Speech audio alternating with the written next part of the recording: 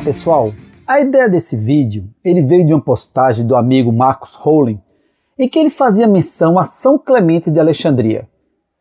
A história desse teólogo e fervoroso defensor da doutrina cristã em face dos pagãos, ela é interessante porque ele foi considerado um santo, mas depois deixou de ser, sendo seu nome retirado do martirólogo da Igreja Católica. O Martirólogo, amigos, para quem não conhece, é um livro que contém o rol dos santos e dos beatos. Nesse vídeo, vamos entender um pouco da vida de São Clemente de Alexandria, assim como o que levou a Igreja Católica Romana a não mais o considerar santo. Então vamos lá.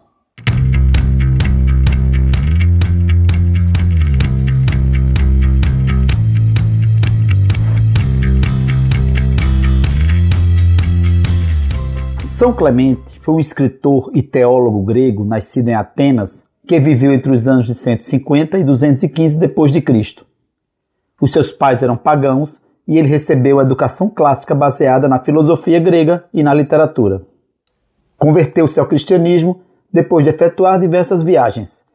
Nessas viagens, ele teve contato com inúmeros cristãos em Alexandria, começando a perceber que o cristianismo era uma religião capaz de fornecer respostas lógicas a questões existenciais como a morte, a vida e a razão da nossa existência. Conheceu o filósofo e teólogo Panteno e nutriu uma forte admiração por ele. Panteno ajudou Clemente a entender as mensagens de Cristo. Ele foi o fundador da Escola Catequética de Alexandria. Tal escola foi uma das principais instituições educacionais da Igreja primitiva. Foi um centro de formação de teólogos e de padres cristãos que influenciou a solução de muitas controvérsias teológicas do cristianismo. São Clemente, ele passou a sentir no catolicismo uma grande harmonia entre a doutrina cristã e a razão. Daí, a sua superioridade em relação a outras religiões. Essa leitura o levou à conversão. Clemente acabou sucedendo Panteno como líder da escola por volta de 189 d.C. Promoveu diversos estudos, sendo considerado fundador da teologia especulativa, que tentava harmonizar a fé cristã com a filosofia grega. Ele escreveu várias obras, entre elas a Exortação aos Gregos, onde ele convidava os pagãos a abandonarem os ídolos e a se voltarem para o Deus verdadeiro. Essas obras refletem uma defesa do cristianismo contra as heresias da época, como o gnosticismo. Também defendem a ideia de que a filosofia pagã pode ser usada para entender o cristianismo.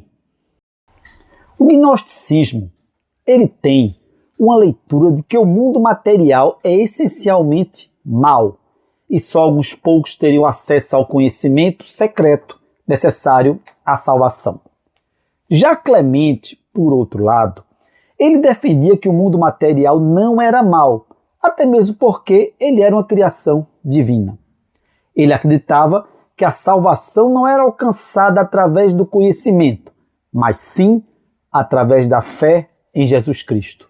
Clemente é venerado como santo pelas igrejas copta, oriundas do Egito, e pelas igrejas orientais. A Igreja Católica, entretanto, não o reconhece como um ser santificado. A explicação passa pelo fato de que, até o século IV, não haveria um processo formal de canonização, ou seja, Clemente nunca foi formalmente canonizado. Antes desse século, os santos eram venerados pelo reconhecimento do povo em geral ou tinham essa veneração determinada pelos bispos locais. Clemente chegou a ser considerado santo, mas foi retirado do martirólogo em face de algumas de suas ideias serem consideradas muito heterodoxas. Entre elas, temos a ideia da salvação universal.